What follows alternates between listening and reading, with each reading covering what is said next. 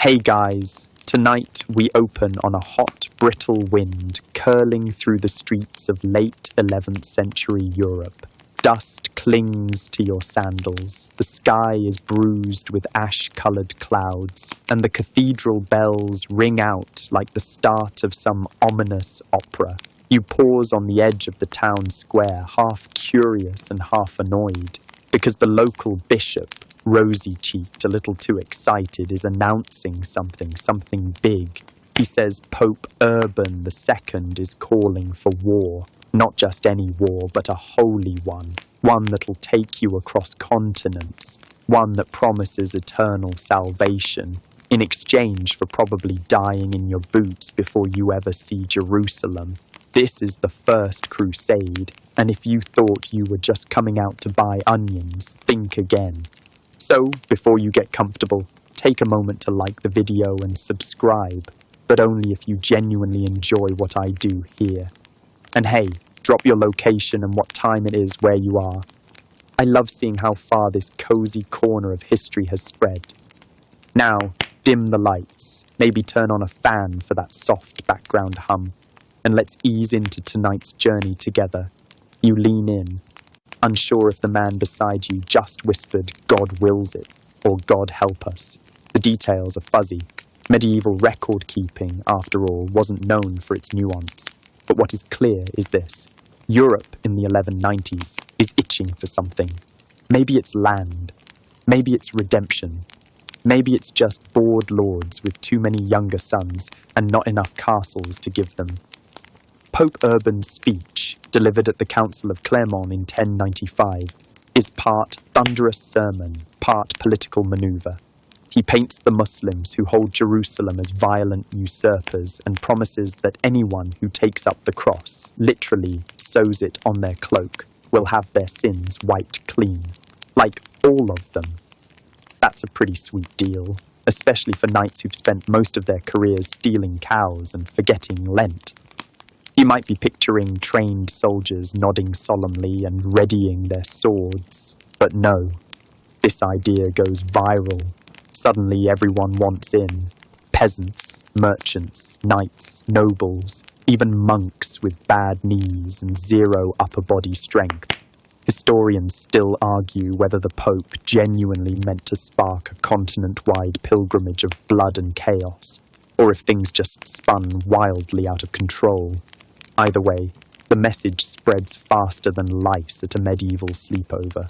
Within weeks, the roads are filling with hopefuls.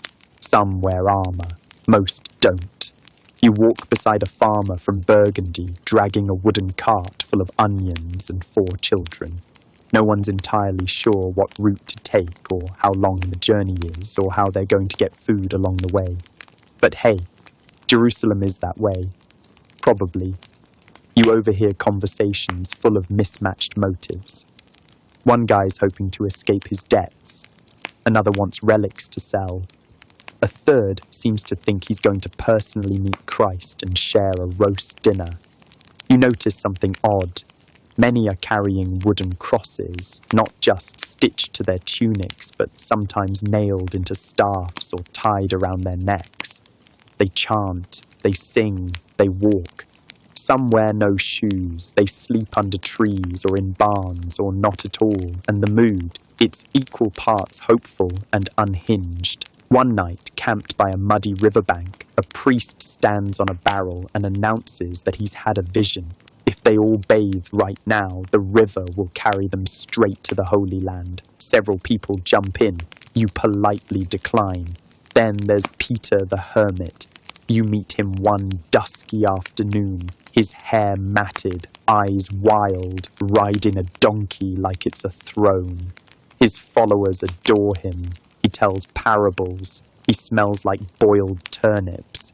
Somehow, this man becomes the de facto leader of the People's Crusade, a sort of prequel to the actual military campaign that the nobles are still organizing. Spoiler, this early wave does not end well.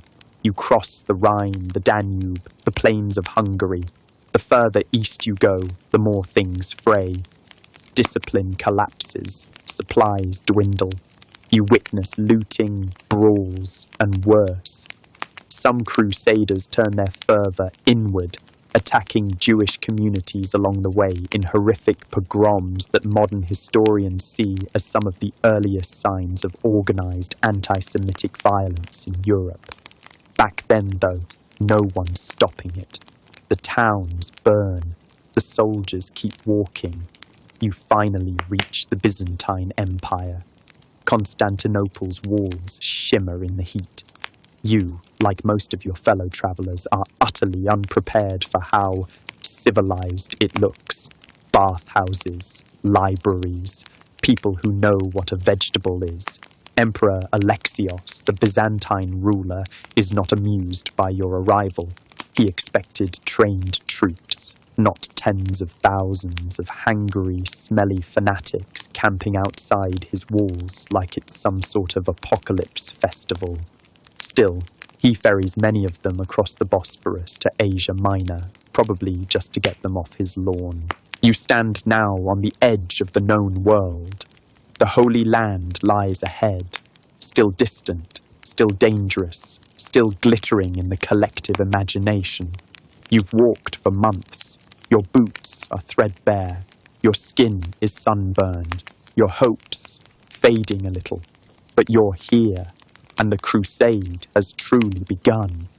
You wake up on a hard patch of dirt just outside Nicaea, your back twisted like a breadstick and your cloak soaked in dew. It's morning, technically, though the sky looks like it hasn't had coffee yet. Around you, dozens of others are stirring. Peasants, monks, a guy with 3 toes, and a homemade sword fashioned from a plough. This is what history will eventually call the People's Crusade, and if it feels less like a divine mission and more like a very long, increasingly damp mistake, you're not alone. You shuffle toward the makeshift fire where yesterday's stew is reheating, mostly by accident. Someone's chanting, "God wills it," again, but you're too tired to ask why he's doing it while trying to wring out his only pair of socks. Peter the Hermit, your donkey-riding spiritual leader, claims they're close to a great victory. But no one's quite sure where he's getting his information. You begin to suspect he hasn't actually seen a map in a while, or ever. Still, the momentum continues. Rumours swirl that Nicaea, a key Turkish stronghold, is lightly defended. The ragtag army of peasants, children, and vaguely enthusiastic nobles prepares to attack. Some sharpen sticks, others just yell louder. Discipline is almost non-existent. Strategy, that's for later. You soon realize that for many here, this isn't really about Jerusalem at all. It's about escaping. Escaping serfdom. Escaping debts. Escaping the sheer boredom of medieval life, where entertainment is a guy juggling fish in the town square every second Tuesday. But you're not alone in your skepticism. The real nobility, people with armour, horses, and at least a vague understanding of battle formations, haven't even arrived yet. They're still in Europe, organising what will become the first crusade proper. Meanwhile, this chaotic vanguard wanders the Anatolian countryside like a religiously motivated hiking club with very bad shoes. Then the disaster hits. A detachment of overly confident crusaders decides to raid a nearby Turkish town. They're ambushed, slaughtered. The survivors flee, trailing behind them horror stories that bounce like pebbles across the camp. You don't even have time to process the loss before another wave of impulsive fighters does the same thing and meets the same fate.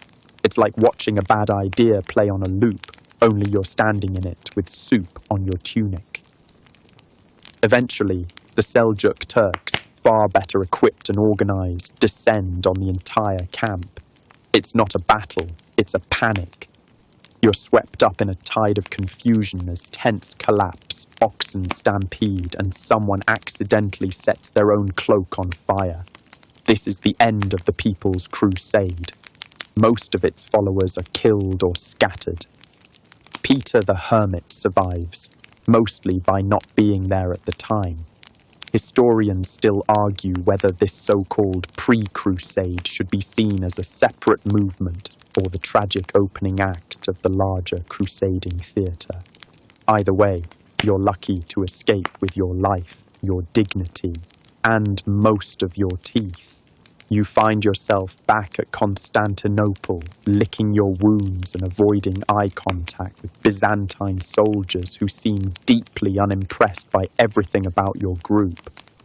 But soon, word spreads. The real Crusader armies are on the way, and they have horses, and armor, and maps. You decide to wait. When they finally arrive, it's like watching a medieval fashion show. Polished helmets, clean banners, actual tactics. There's Godfrey of Bouillon, a pious man with the build of a warhammer. Bohemond of Taranto, tall, cunning, and suspiciously tan for a Norman. Raymond of Toulouse, who brings more priests than swords, and insists on calling everything a pilgrimage. They don't trust each other, of course. Why would they? Each leader has his own agenda. Some genuinely want to free Jerusalem.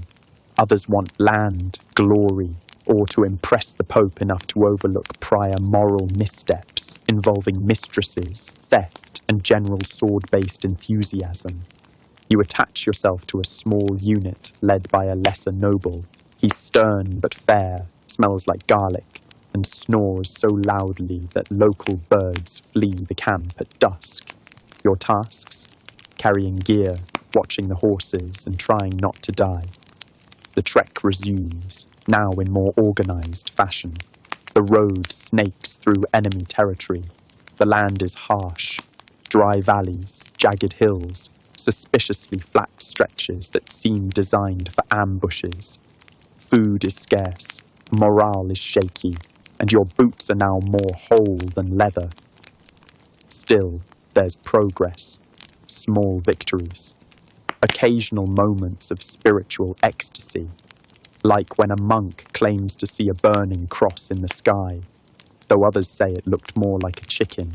One evening, as the camp settles under a sky mottled with bruised clouds, someone reads from a scroll detailing the sins forgiven for crusaders who die along the way. You glance at your blistered feet, your chipped blade, your half-eaten onion, and think, maybe that's not the worst trade. The first real siege, Nicaea, soon looms. But this time, with seasoned knights and some actual strategy, things might just turn out differently.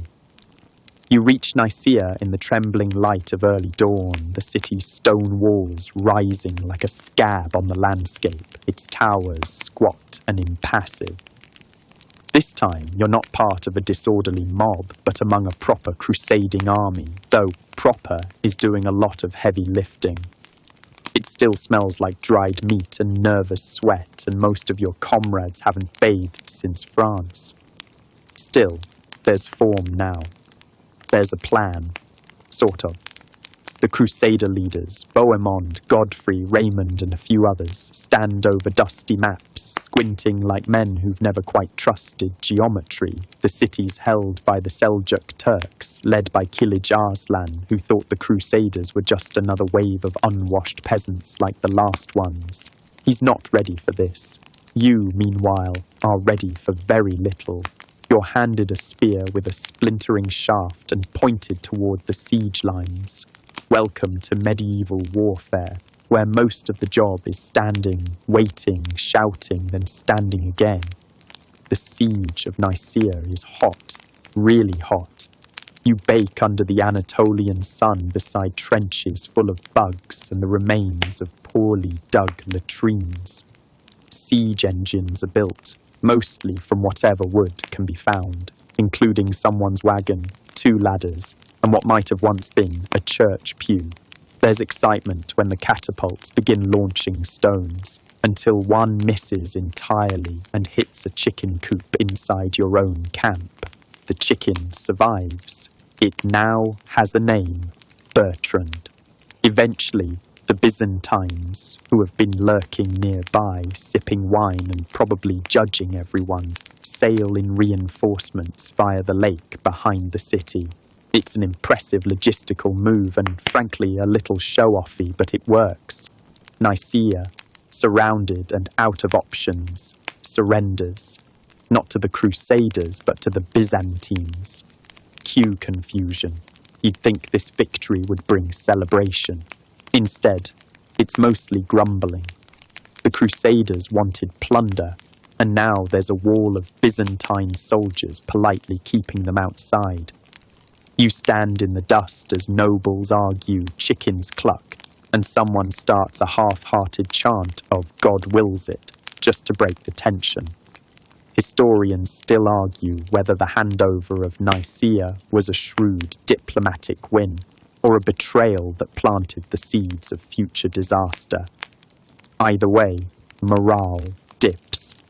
You and your fellow crusaders feel like guests at a feast where you're allowed to smell the roast but not touch it. Still, the march continues. You leave Nicaea behind, setting out toward the interior of Asia Minor. It's brutal terrain. The heat dries your lips into paper. Food becomes a daily struggle, sometimes bread, sometimes dried meat, sometimes something that was once bread, but now crunches with a mysterious grit. The army splits. Bohemond leads one column, Godfrey another. You stick with Godfrey's group and find yourself hiking through rocky hills that seem to stretch forever. It's during this leg that you begin to wonder if Jerusalem is actually a real place or just a metaphor invented to keep people walking. Then comes the ambush at Dorylaeum. You hear the shouting before you see the chaos. The Seljuks strike early, fast, and in great numbers. Arrows pepper the ground like angry bees. Screams split the morning calm. Dust chokes the air. You grab your shield, splintered, half effective, and crouch near a cart as chaos erupts around you. Horses panic. Men shout orders. You lose sight of your commander. A soldier next to you drops his sword, yells something in French, and takes off running toward a tree that definitely won't protect him. The Seljuks use hit-and-run tactics, avoiding heavy melee and constantly circling like wasps. You're exhausted, sweating, bleeding from a shallow cut you didn't even notice. But after hours of holding your ground, Bohemond's reinforcements arrive. The tide turns. The enemy scatters. You survive. Barely.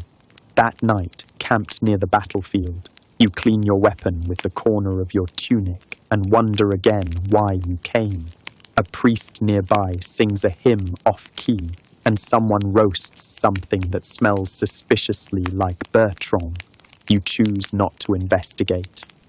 The army regroups and pushes on toward Antioch, one of the largest and most important cities on the route to Jerusalem. It looms in the future like a final exam. But for now, you march. You patch holes in your boots. You scratch bug bites. You share stories about the man who supposedly saw St. George galloping across the battlefield, even though he also claimed to have seen 2 moons and a talking goat. You sleep under stars that look like pinholes in the sky's fabric. You've walked across countries, endured heat, ambush, confusion, and soup made from tree bark. And the worst you sense is still ahead. Antioch rises before you like a stone colossus, vast and brooding. Its ancient walls stretch for miles, wrapped around the city like a dragon curled in on itself. You squint upward at its towers, each one glaring down like it's judging your hair and your life choices. The year is 1097, and you've now walked farther than you ever imagined. Your boots are cracked. Your stomach is a distant memory, but you're here, sort of. Antioch is no minor waypoint. It's the gateway to the Levant and a holy city in its own right. Capturing it would solidify the crusade. Failing means everything stops here in the dust. The leaders gather. You can't hear what they're saying, but the gestures are big and angry, which is usually a bad sign. They don't agree on much, except that they have to take this city. The problem? Antioch is massive. Its walls are high, thick, and defended by a large, capable garrison. You can't storm it outright, not without losing half the army. And there's no way around it. So, like so many other uncomfortable situations in life, the solution is to wait and starve. The siege begins in October. You camp in the plains around the city, building fortifications from timber and hope. Days turn into weeks. The rain starts. Then the snow. Supplies run low, very low. You eat what little grain you have left. Then your horse dies. Then someone else's horse dies. Then there's a discussion about how horse is just medieval beef if you squint. Hunger claws at your belly. One guy tries to boil his leather boots and drink the broth. It doesn't go well. Historians still argue whether the Crusaders' desperation at Antioch was due more to poor planning or just really bad luck. The truth is probably both, with a touch of no one thought this far ahead. Inside the city, the defenders are also struggling, but they have walls, and gates, and smug expressions, which you imagine even when you can't see them. One night, after a particularly cold stretch, a soldier in your tent starts quoting scripture while gnawing on a tree root. You look away, not because it's strange, but because it's Tuesday, and that's just what happens now. And yet, even amid the misery, you see moments of absurd hope. There are rumours, always rumours, that help is coming, that the Byzantines will send reinforcements, that a vision has appeared to a monk promising victory, that the prophet Elijah was spotted riding a donkey across the camp, offering almonds. That last one was probably just a guy with a bag of nuts. The siege drags on through winter, then into spring. Skirmishes flare now and then. Sometimes you win, sometimes you run. One time you lose your left sandal and spend a week limping in circles. Then the miracle arrives. Not a vision, but a man, Firuz. He's a discontented Armenian guard within Antioch's walls, and he makes contact with Bohemond. A plan forms. Bribes are exchanged. Rope ladders are prepared. On a dark night in June 1098, you slip through the shadows, holding your breath and praying that Firuz wasn't just bored and lying. He isn't. The gate opens. You pour into the city with your companions, a sudden tide of steel and shouting. Chaos erupts. Torches light the alleys. The defenders, caught off guard, are overwhelmed. Antioch falls, but you don't have time to celebrate. Days later, a new enemy army, led by the formidable Kerbogar, arrives. Now you're the ones trapped. The city that felt like a prize quickly becomes a prison. Food runs out. Again, morale plummets. Disease creeps in like smoke under a door. And then, well, there's the business of the Holy Spear. A monk named Peter Bartholomew has a vision. He claims that the Holy Lance, the very spear that pierced Christ's side, is buried beneath the floor of a chapel in Antioch. You join the crowd that gathers as he digs. He sweats. He prays. Hours pass. Then, miracle. He pulls something out of the dirt. It's a rusty metal shard. You're not sure if it's divine relic or forgotten tent peg, but no one dares question it out loud. The army rallies. The commanders hold a massive procession. The lance is carried into battle. Historians still debate whether Peter faked the find, sincerely believed it, or was just dealing with late-stage starvation madness. All plausible, all very medieval. Whatever the truth, it works. You march out of the city and confront Kerbogar's superior forces. Against all odds and possibly divine intervention, you win. The Muslim army retreats. Antioch is yours. The aftermath is gory. The streets run red. You try not to look too closely at anything, including your own conscience. You sit by the river that night, feet in the cool water, trying to remember how long you've been gone from home. The stars above feel distant, but steady. The battle is over, but Jerusalem still waits, far to the south. The road remains long, and now you carry something heavier than a sword, the weight of survival. Jerusalem is still over 300 miles away, but Antioch lingers like a fever dream behind you, equal parts victory and trauma, miracle and mud. You've seen friends starve, nobles bicker, and a rusty stick passed off as holy proof. Yet you march on, because that's what crusaders do. Or more accurately, it's what exhausted people with no other option and a lot of sunburn do. After Antioch, the army is smaller. Many have died, deserted, or simply disappeared into the local countryside to try their luck as settlers or professional rehydrators. You, ever the optimist, or just unlucky, stick with the main force. Your next major stop is Ma'arat al-Numan. You may not have heard of it, but you'll remember it. The siege is brief, the city falls. And what happens next becomes the stuff of both scandal and revisionist footnotes. See, Ma'arat didn't have much food. The citizens had hidden what little they had.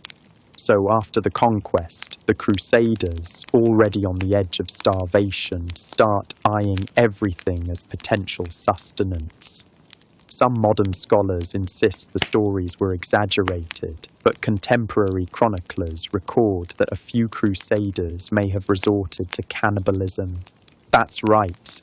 Human flesh, salted and fried, maybe even stewed if they found enough onions. You do not partake. You're pretty sure Bertrand the chicken would have disapproved. Still, you stay quiet and stick to whatever dried grain and riverweed you can scrounge.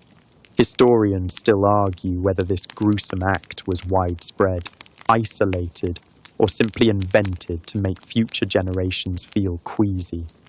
But the legend lingers like a bad smell, or a very questionable stew.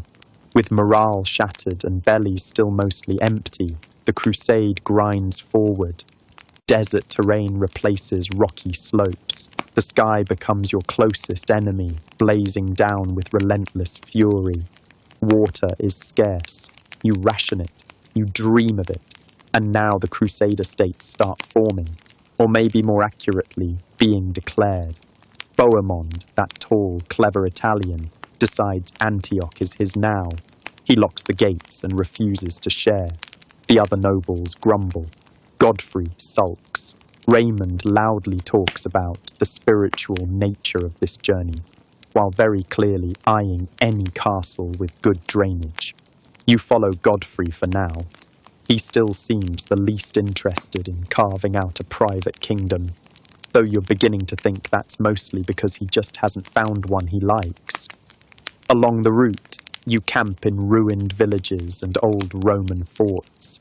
You pass through lands still trembling from previous battles. In one town, a group of locals offers you figs and fresh bread. You nearly cry.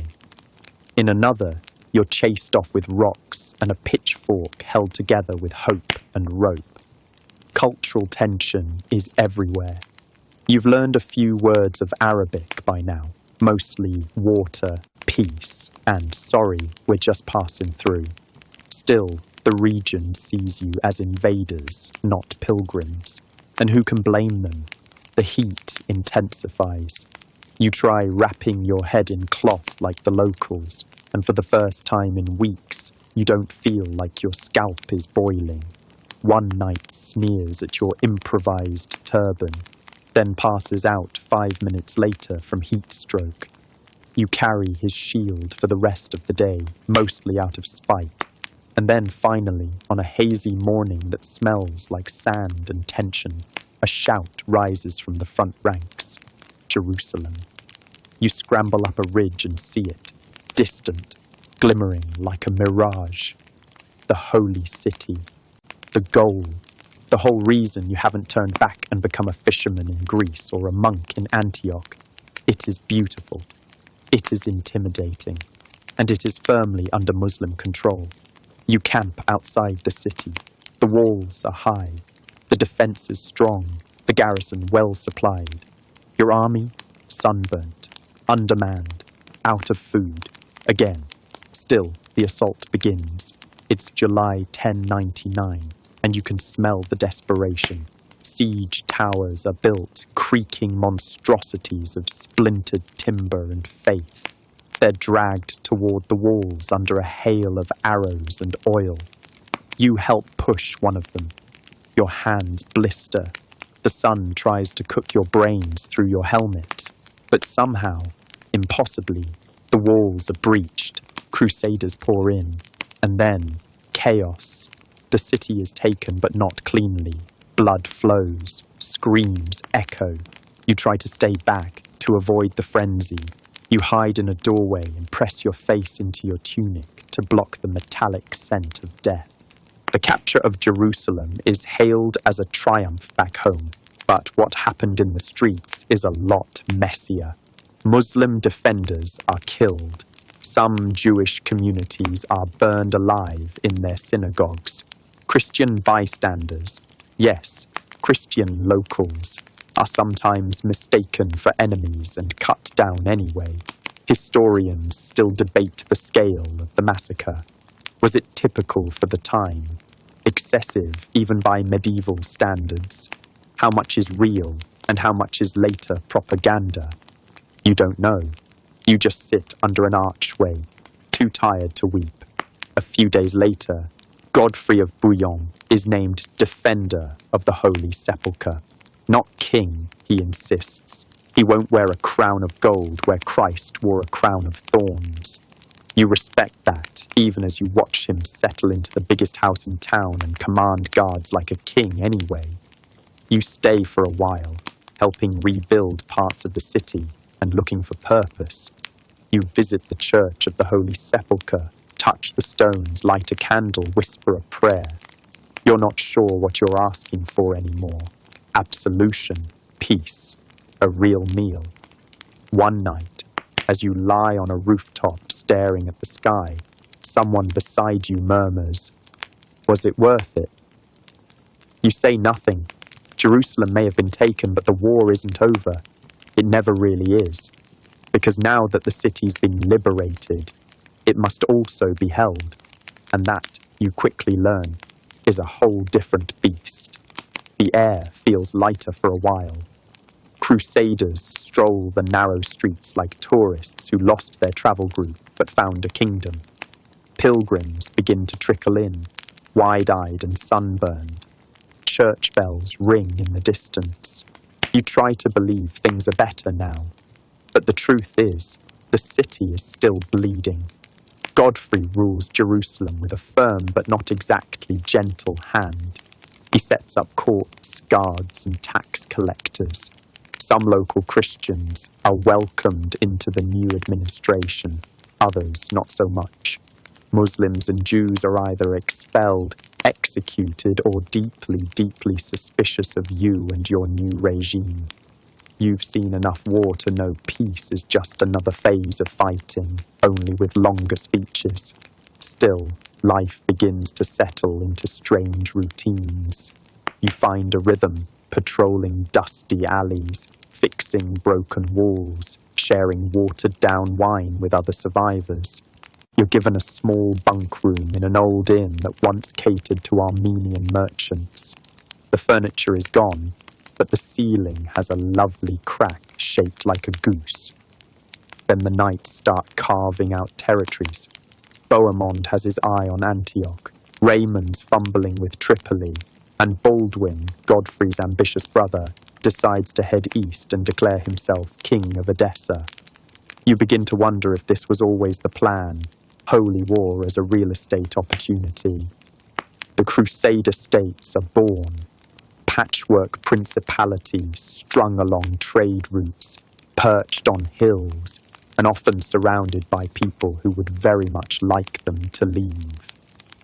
You're stationed at a fortress outside Jerusalem for a while, learning to maintain defences in a land that hates walls but loves the occasional sandstorm.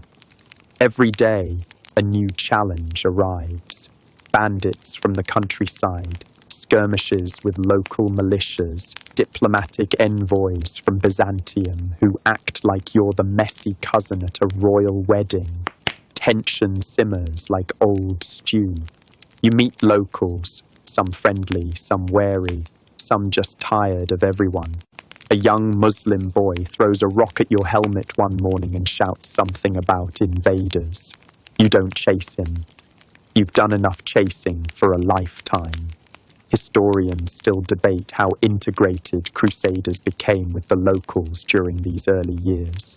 There's evidence of cultural blending, borrowed words, culinary fusion, chickpeas suddenly become everyone's favourite, and even interfaith marriages.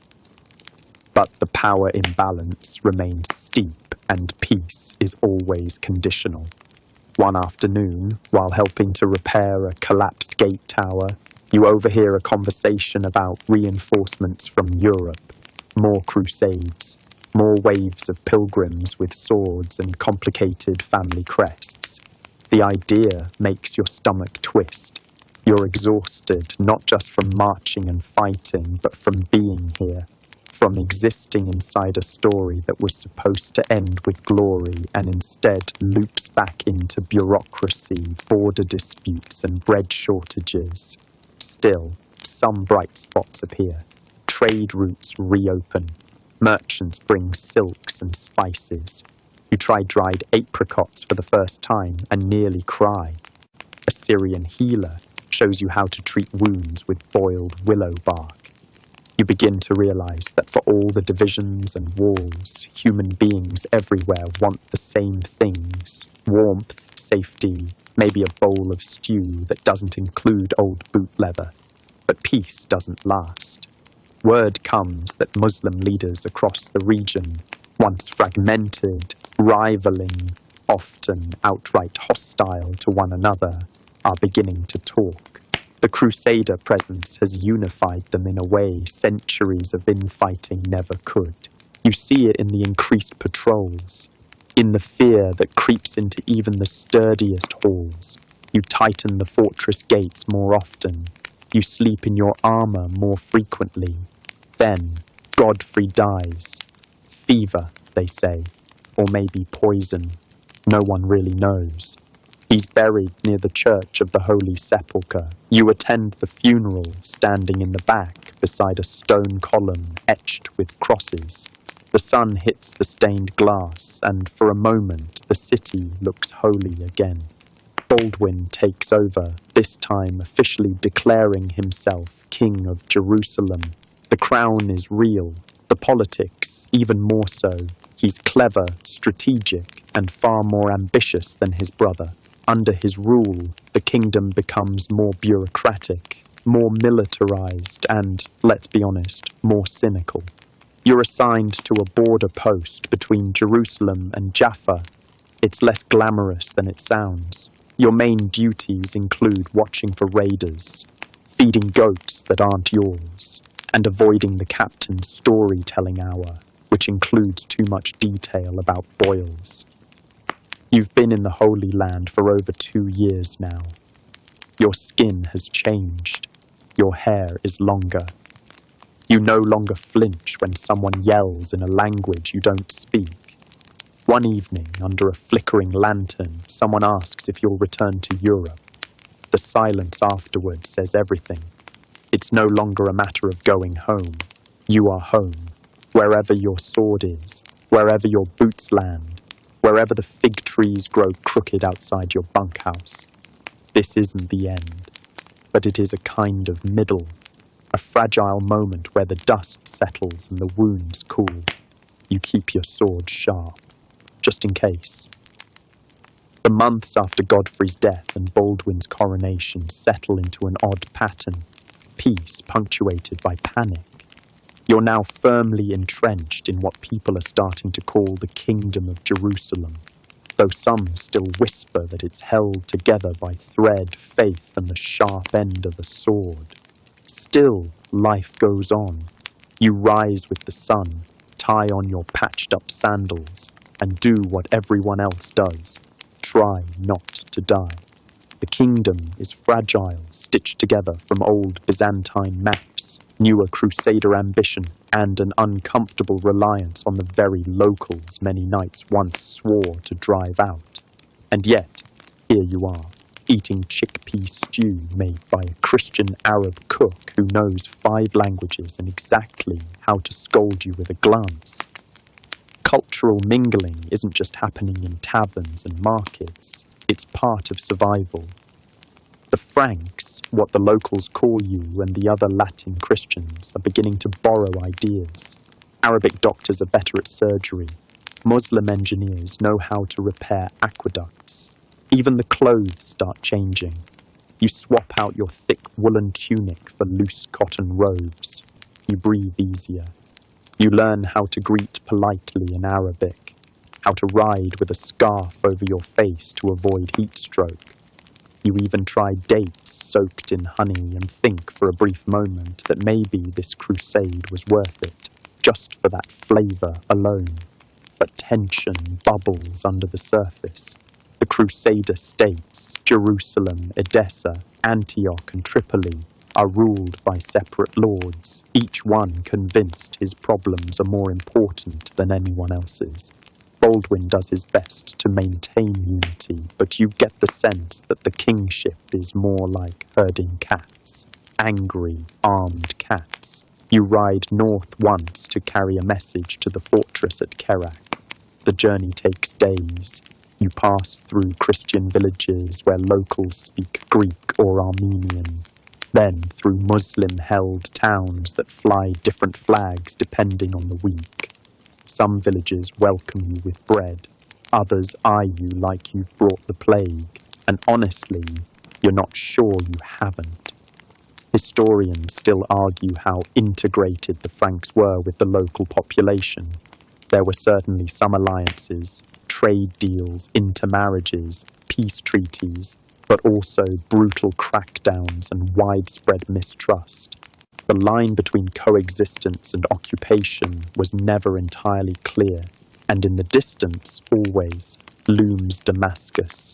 Damascus, the heart of the Levant, a jewel of a city, far older than anything your maps can explain. A place the Crusaders would love to take, but know better than to touch. For now. Instead, they focus on fortifying their current holdings. Castles rise across the land, hulking stone monsters squatting on hilltops.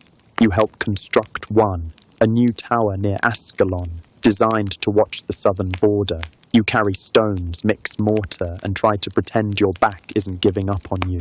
You hear rumours that the Fatimids in Egypt are stirring, that the Seljuks to the east are regrouping, that someone named Zengi is making a name for himself as a dangerous new force. Still, the merchants keep coming.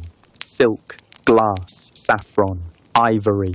You watch Crusader lords haggle with Armenian traders, while barefoot boys chase chickens through the street.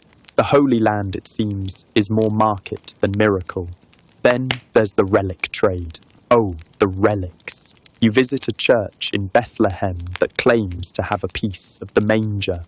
Another swears it holds the bones of St. Stephen, though someone else insists those bones are already in Constantinople. Someone else sells tiny splinters of the true cross, each one certified by a bishop with excellent handwriting. You collect a few yourself, not because you believe they're real, but because they smell like cedar and remind you of home. One day, while walking through the market, you meet a man from Pisa who insists he's looking for the Holy Grail. You nod politely. You've met worse. Then the drought hits. Wells dry up. Crops wither. Tempers flare. A knight slaps a monk over water rations. The monk wins. You drink from a cracked jug. and wonder how long this kingdom can really last in a place that barely wants it to exist. You begin to hear the term pilgrim more and more. Thousands are arriving now, not fighters but hopefuls. They come from France, England, even far off Germany. Some are barefoot. Others have brought oxen, gold, entire families. The city of Jerusalem fills with them, clogging the streets, asking questions, writing home about the heat. They expect peace. They expect miracles. They get dust, bad bread, and the occasional mugging by an over-enthusiastic guard. You help guide a few to the Church of the Holy Sepulchre. Their faces light up. They cry. They pray. You stand in the back and wonder what it felt like to see this place for the first time, before the sieges, before the blood, before you stopped being surprised by anything. And then the warning arrives, small at first, a letter from Antioch, then a whisper from a merchant, then a confirmed report. Zengi, the Turkish Atabeg of Mosul and Aleppo, is on the move, and he's not coming to trade. The news of Zengi spreads like wildfire through the Crusader states, low and crackling at first, then roaring. His name passes from lips to ears, through dusty castles and wine-stained taverns. Zengi, the strongman of Mosul. Zengi, the siege master of Aleppo.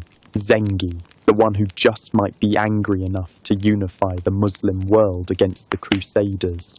You first hear the name during weapons drill outside Jaffa. Your commander mutters it while tightening the strap on his sword belt, like he's hoping it's just a rumour. But it's not. Zengi is ambitious, cunning, and dangerously competent. While the Crusader lords squabble over toll rights and wedding dowries, Zengi is building coalitions. He's forging alliances, and he's looking west. His first major move comes in 1144, but you don't see it. You hear it, the way thunder rolls in before a storm. Zengi surrounds Edessa, one of the oldest and most vulnerable Crusader cities. You've passed through Edessa before, a place of stone houses, old churches, and quieter tensions. It was the first Crusader state established back when Baldwin decided he'd rather be king of something than play second fiddle in Jerusalem. Now it's a target, and unlike past skirmishes, this isn't a brief siege. It's a full-on assault. Zengi encircles the city and squeezes like a vice. Supplies dwindle. Morale cracks. The defenders send desperate messages south, some even to Byzantium. But winter sets in. Reinforcements are delayed. And by late December, Edessa falls. You don't need a scroll to tell you what that means. The unthinkable has happened. A Crusader state has collapsed. Back in Jerusalem, panic stirs like smoke in a chapel. The lords blame each other. The bishops blame the lords. The pilgrims don't know who to blame, but are pretty sure someone should refund their spiritual investment. Historians still argue whether Edessa's fall was inevitable, isolated, poorly reinforced, too far from help, or whether it was a tragic failure of coordination. Either way, it hits hard. You find yourself posted at a coastal outpost in Acre where ships bring in news faster than couriers. One afternoon, a merchant vessel docks, carrying French monks with wide eyes and trembling voices. They bring two things: tales of Edessa's fall, and word that Pope Eugenius III has called for a second crusade. You blink. You didn't realize they were allowed to do another one, but apparently they are. You sit around the fire that night, staring at the flames. Another crusade. More armies. More people marching halfway across the world based on speeches and promises and vague maps. The nobles begin preparing. Baldwin, now Baldwin III, after the previous king died unceremoniously of natural causes, possibly boredom, sends emissaries to Europe. He's young, sharp, and knows that this is both a crisis and an opportunity. And then the names start coming in. King Louis VII of France. Noble. Pious. Not the sharpest sword in the armory, but very determined. Emperor Conrad III of Germany. Less pious, more practical. His arrival is mostly greeted with wary enthusiasm and last-minute tent expansion. Soon, Jerusalem is flooded with new crusaders. Gleaming armor, clean cloaks, fancy lords with impractical shoes. They talk about destiny and glory. You watch from your corner of the ramparts, arms crossed, trying not to laugh too loudly when one of them asks if the desert has regular inns. This second wave is different. Better armed, better financed, but not necessarily better prepared. You're assigned to guide part of Conrad's army through a southern trail, narrow, treacherous, and full of potential ambush points. You try to explain the risks. A German knight scoffs. You give him 2 days. He lasts 3, mostly because his horse is smarter than he is. The march is brutal. Water runs out quicker than anyone plans for. The sun peels the varnish off their high-born confidence. Local guides quit halfway, and at the worst possible moment, the Seljouks attack. It's a slaughter. Conrad's forces are shredded. Arrows like wasps. Confusion. Men falling into rocky ravines. You try to rally your group, but the heat and fear dissolve order faster than fire through parchment. The survivors retreat back to Acre, bruised and humbled. Louis VII doesn't fare much better. His army, though larger and slightly better organized, meets similar resistance. And when they finally reach Jerusalem, they're too tired to fight and too proud to admit it. Still, a plan forms. They'll target Damascus. It's a bold move, and a bad one. Damascus isn't some isolated target like Edessa. It's large, well-defended, and, most crucially, ruled by Muslim leaders who had previously been neutral or even quietly cooperative with the Crusader states. By attacking Damascus, the Crusaders alienate a potential ally. You're part of the force that surrounds the city in July 1148. The sun is cruel, the morale worse. The leadership disagrees on tactics. Supplies run low faster than usual. The city's defenders, meanwhile, rally brilliantly. And then, almost without warning, the Crusaders give up. You retreat. No explanation. No last stand. Just dust, disappointment, and 1,000 bruised egos. The Second Crusade ends in failure. Louis and Conrad return home with fewer men, sunburned pride, and probably some very strong opinions about sand. You stay, because where else would you go? The mood across the Holy Land darkens. You walk the streets of Jerusalem and sense the shift. Fewer processions, more whispers. Local merchants raise prices. Nobles build walls higher. The Crusaders had come to defend Jerusalem, but they just handed their enemies a perfect reason to unite. Zengi is dead by now, murdered by a servant in his sleep, but his legacy is alive and sharpening its blade. You don't know it yet, but something far more dangerous is on the horizon. His name is Salah ad-Din. You first hear the name Saladin murmured like a warning, like the wind changing direction just before a storm. At first, he's just a curious footnote. Salah ad-Din Yusuf ibn Ayyub, a Kurdish officer under the powerful General Shirkuh, who in turn works for the ruler of Aleppo. You hear he's clever, quiet, devout, not much else. But quiet men can be loud in history. Saladin doesn't seize power at first. He inherits it, reluctantly, after Shirkuh dies suddenly in 1169.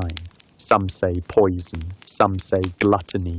One soldier swears it was an angry fig. You don't ask too many questions. By then, you've been stationed near Gaza for several months. tasked with manning a desert outpost that smells like camel hair and forgotten promises. The heat is relentless. You've made peace with the idea that your bones will one day bleach beside this wall. But when Saladin takes over as vizier of Egypt, yes, Egypt, everyone starts paying attention. The Fatimid Caliphate, long a political thorn for the Crusaders, is slowly falling under his control. And the worst part, he's efficient. He consolidates power, reforms the bureaucracy, and somehow manages to keep both Sunni and Shia factions at bay. He's unifying Muslims, and that, for the Crusaders, is a new and deeply inconvenient development. Historians still debate whether Saladin's rise was part of a grand strategy or simply a series of smart moves in a chaotic world. Either way, it works. You return to Jerusalem briefly in 1171. The streets are busier now, but heavier too. There's tension, people talk less about relics and more about reinforcements. The new king, Baldwin IV, is just a boy, but already a symbol of hope and tragedy. Because Baldwin has leprosy, he's brave, no one denies that, but he's also doomed. You watch him ride through the streets, his hands gloved, face pale. He's too young for this, yet he commands respect. He wins battles, he studies maps. You see him once in the courtyard of the royal palace, speaking with scholars. He walks slowly, but he doesn't stumble. The Crusader states are holding for now, but they're beginning to fray. Nobles jockey for position. The Templars and Hospitallers bicker over resources. A man named Reynald of Châtillon, recently released from Muslim captivity, starts launching attacks on caravans, even during truces. He's the sort of man who'd light a monastery on fire just to toast bread. Saladin, meanwhile, waits. He's patient. He's planning. And most of all, he's watching the Crusaders unravel themselves. You're sent north again, this time to Tiberias. The Sea of Galilee is still and shimmering, a surreal contrast to the military tension simmering beneath its surface. You dig trenches, sharpen spears, patch your boots. You know something is coming. Everyone does. And then, in 1177, Saladin invades. It's fast, brutal.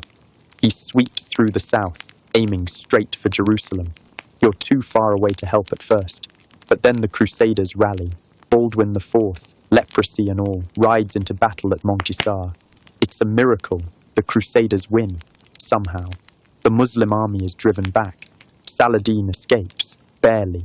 For a brief moment, the Crusader states rejoice. Pilgrims pour into the churches, hymns ring from the hills, but you can feel it. It's only a delay. Saladin returns to Egypt. He reforms again, strengthens alliances.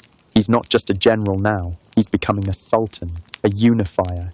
He's declared jihad against the Crusaders, not out of fury, but purpose, strategy, patience. In contrast, the Crusaders seem disjointed.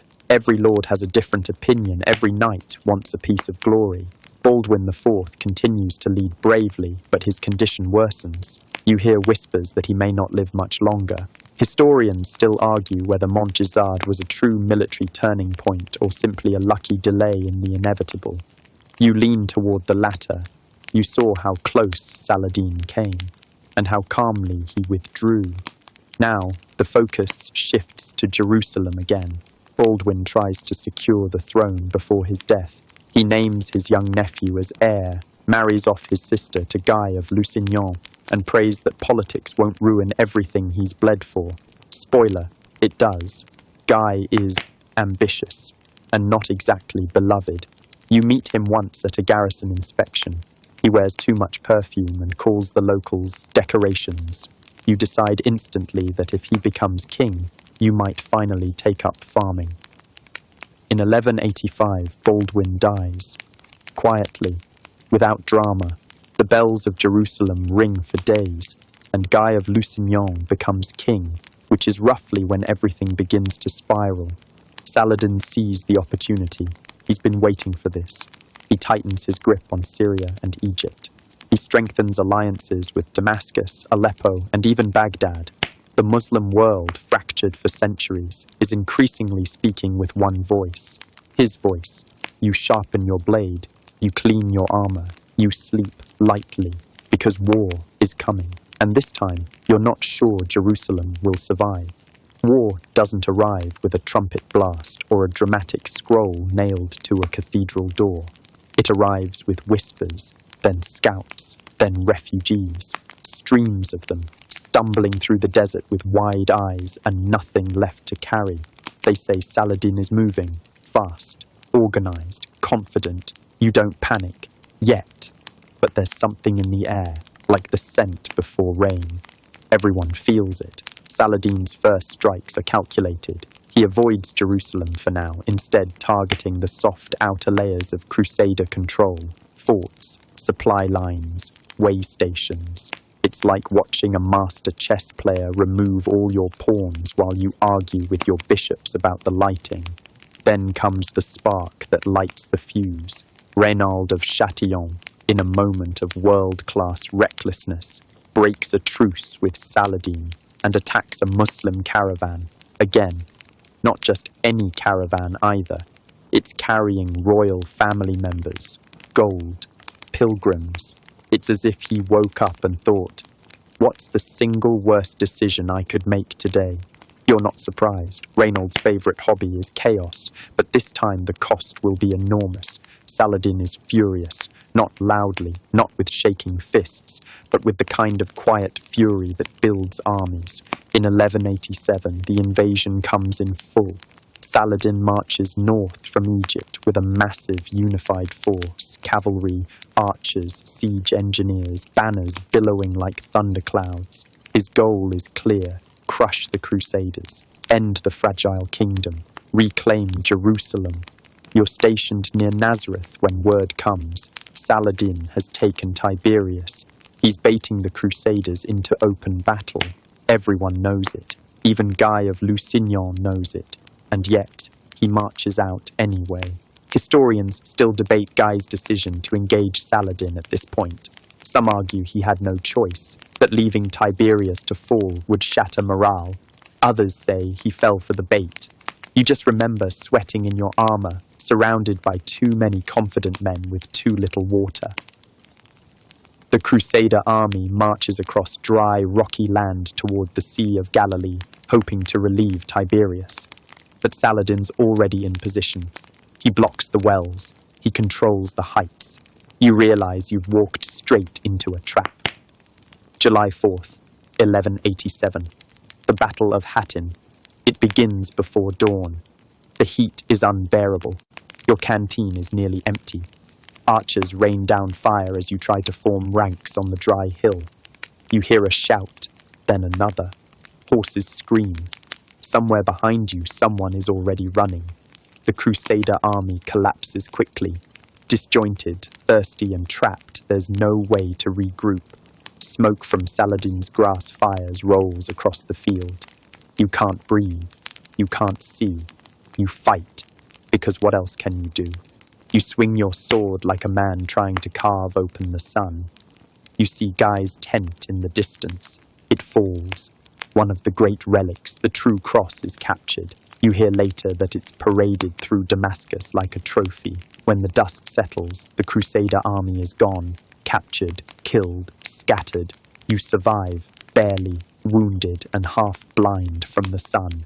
You lie still among the fallen, pretending to be dead until nightfall. When you finally crawl away, the earth itself feels bruised.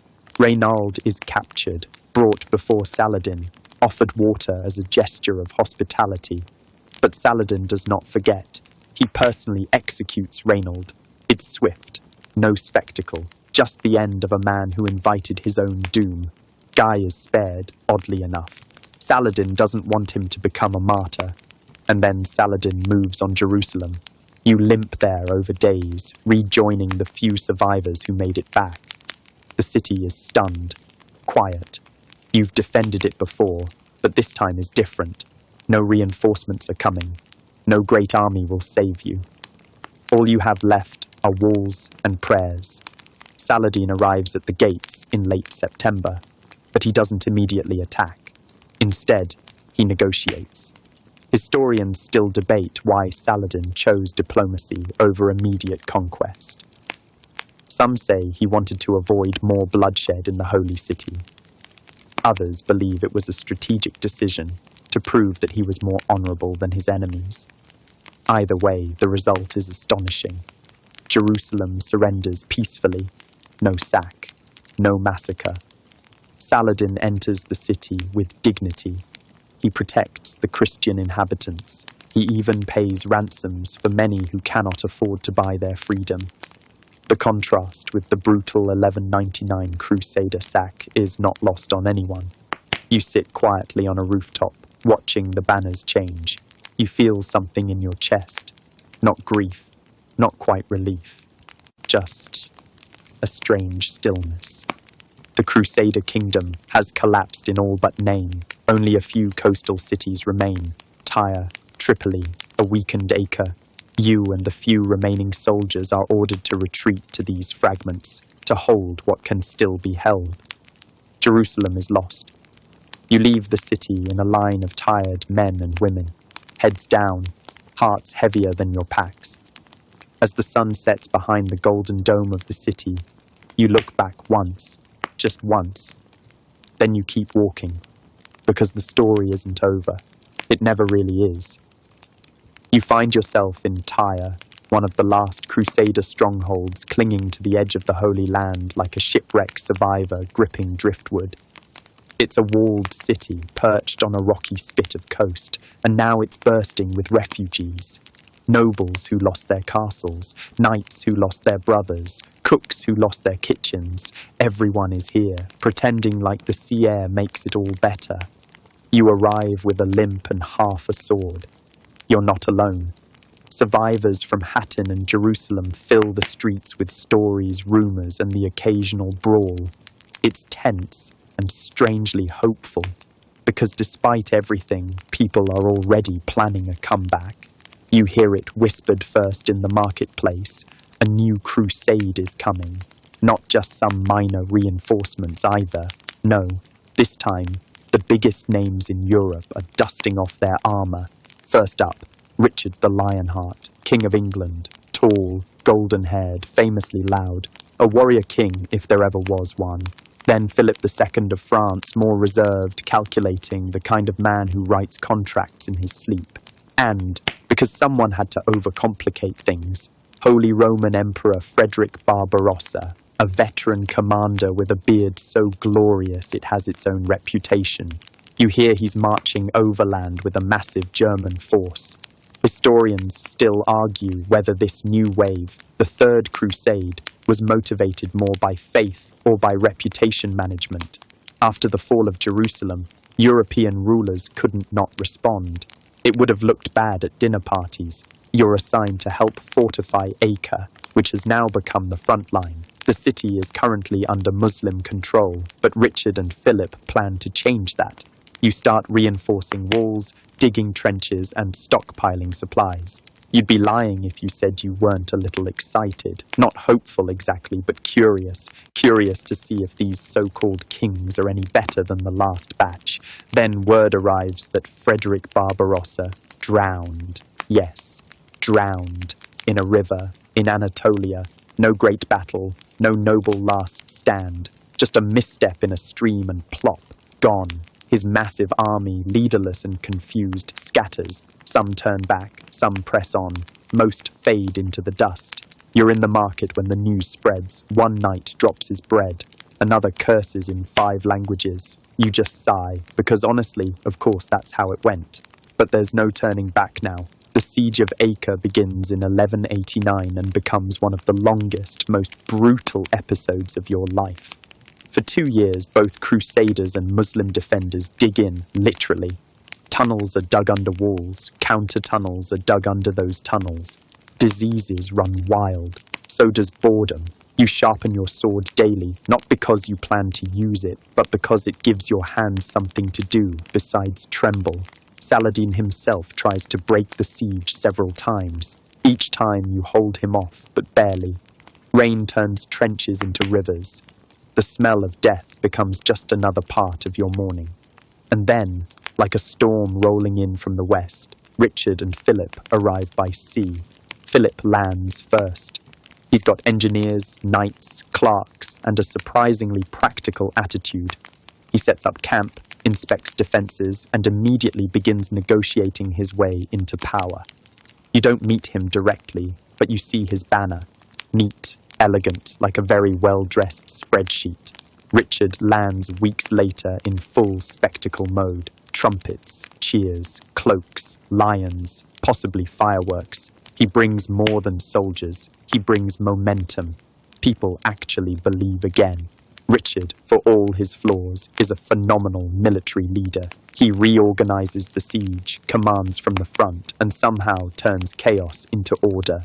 You're assigned to his retinue for a day, long enough to carry a message and get yelled at by someone in Norman French for handing it over with the wrong kind of bow. But Acre falls, finally.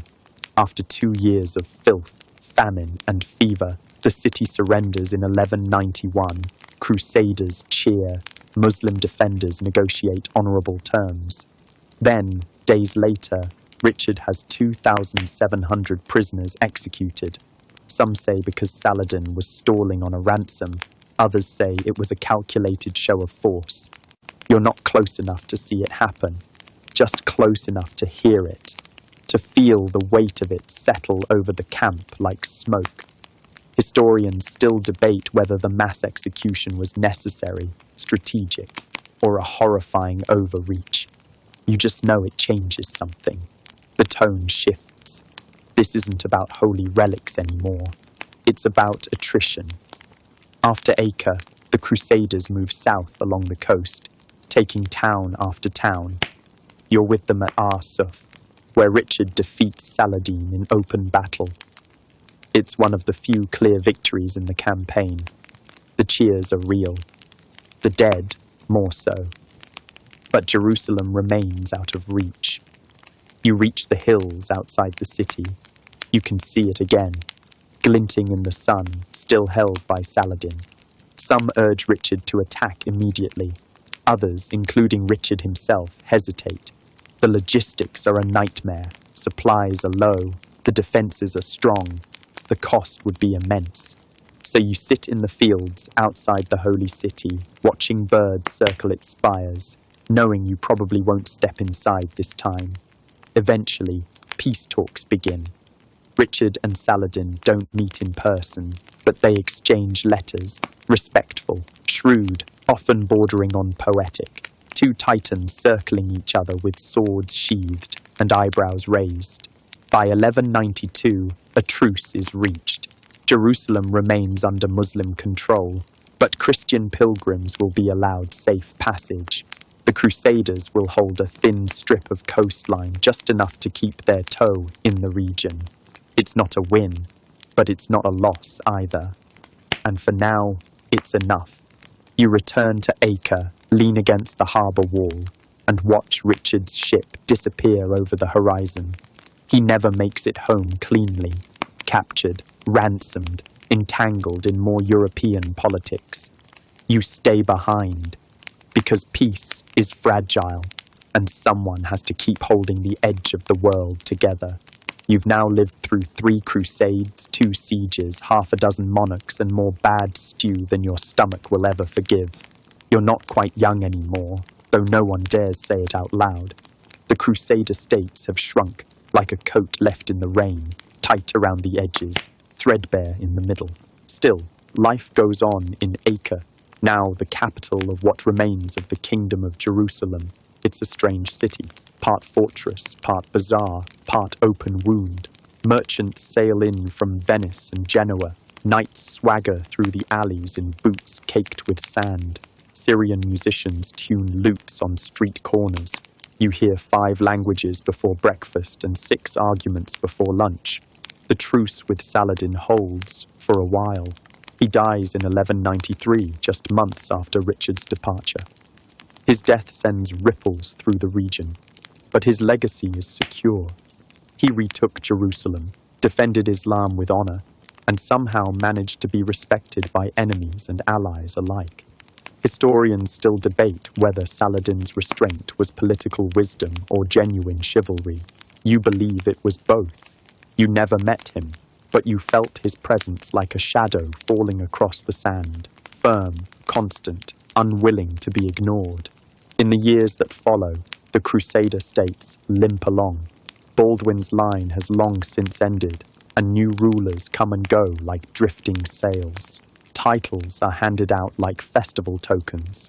A French noble calls himself King of Jerusalem, even though he's never seen the city. You raise an eyebrow, but say nothing. The Hospitallers and Templars grow more powerful, their fortresses towering above villages like stone gods.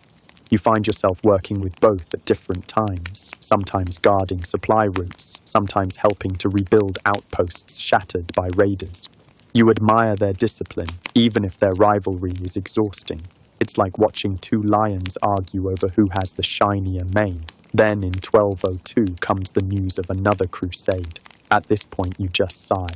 The Fourth Crusade, they call it. You imagine armies once more sailing for the Holy Land, taking back Jerusalem, restoring the kingdom to its former glory. But that's not what happens. Instead, in a twist so ridiculous you almost laugh out loud, the Crusaders end up sacking Constantinople, the Christian capital of the Byzantine Empire. Yes, that Constantinople, your supposed ally, your spiritual cousin. You hear it in a tavern first. Someone bursts in half-drunk, shouting about knights looting churches and stealing relics. You spill your drink, not in surprise, more in disbelief. You'd fought alongside Byzantines, shared bread with their soldiers, and now Crusaders are pillaging their basilicas. Some call it a detour, others call it divine punishment for the Greeks' arrogance. You call it the most baffling misfire in holy war history. Historians still wrestle with how the Fourth Crusade turned into a Christian-on-Christian disaster. Venetian politics, unpaid debts, internal rivalries, it's a mess. A complicated, blundering, humiliating mess. And it damages the credibility of crusading more than any Saracen blade ever could. Still, it doesn't stop the flow of pilgrims. Ships keep arriving in Acre. You help unload crates of dried meat and poorly labelled relics, including one that's allegedly John the Baptist's left thumb, again. By now, the Holy Land is more of an idea than a kingdom. The coast belongs to the Franks. The heartland belongs to Islam. Jerusalem remains out of reach. Everyone pretends that things are fine. In private, they know better. The locals tolerate you more or less. Some crusaders even marry into local Christian families. You see children with pale hair and dark eyes running through olive groves. Cultures begin to blur. You drink coffee, not wine. You wrap yourself in linen, not wool. You stop noticing where one language ends and another begins. Then comes the Fifth Crusade in 1217. A fresh wave of enthusiasm. European nobles land in Acre full of speeches and dreams. Their plan? Attack Egypt. Cut off the source of Muslim power. Force a trade for Jerusalem. You're too old to be excited, but you're curious enough to watch. The campaign targets Damietta, a city on the Nile Delta. The Crusaders siege it, win it, then stall. Egypt's terrain is unfamiliar. The Nile floods unpredictably. Supplies run low. Morale dips. And then the Muslims regroup and strike back with precision. The Crusaders are forced to abandon Damietta and retreat, leaving behind their dreams and a good number of their shoes. You meet a young knight who survived the retreat. He's shaking, sunburned, and can't stop muttering about mud and arrows. You give him water and a place to sleep. You don't say, "I told you so," but it's in your eyes. You return to your work at the port, training young guards, inspecting trade goods, repairing shields that won't stop arrows but might stop a bad breeze. Time stretches on. The Holy Land changes again. A new Muslim power rises. The Ayyubid dynasty, followed later by the Mamluks. Former slave soldiers turned sultans. They're sharp, efficient, and very, very tired of crusaders. Yet Europe keeps sending them. The Sixth Crusade is almost farcical. In 1229, Frederick II negotiates the return of Jerusalem through diplomacy, not bloodshed, no battles, no sieges, just treaties and careful wording. You don't even have to polish your sword. For 10 brief years, Jerusalem is under Christian rule again, and then it's gone, retaken, absorbed, disappeared back into the shifting landscape of regional politics, like a borrowed book returned to the wrong shelf. By now, you've given up trying to predict anything. You just keep walking the walls, one foot in front of the other. The city names change, the faces change, the game never does. But you stay, because someone has to remember how it all went wrong. You don't bother counting crusades anymore. They come and go like tides now, each one smaller, more confused than the last. Some have kings and popes behind them. Others are just glorified group pilgrimages with banners and bad leadership. The names blur. 7th, 8th. One of them's even called the Baron's Crusade, which sounds more like a tavern brawl than a holy expedition. You remain in Acre, which has become the stubborn heart of what little remains of crusader ambition in the Holy Land. The coastline is still Frankish for now, but everything inland belongs to others. Jerusalem is Muslim, Damascus is lost. The desert itself seems tired of the wars. Still, the harbour stays busy. Trade with Europe continues. Spices, silks, glass, and gossip. Ships arrive full of wide-eyed new arrivals and leave full of letters trying to explain why nothing is going according to plan. You overhear one Venetian merchant describe the Crusader situation as a glorious ruin. You think that's generous. The year is now 1244, and what peace there was is shattered once more. Jerusalem falls again, this time to the Khwarezmians, wild horsemen displaced by the Mongol invasions farther east. They're not here for holy relics or politics. They're here to plunder, and they do it with terrifying efficiency.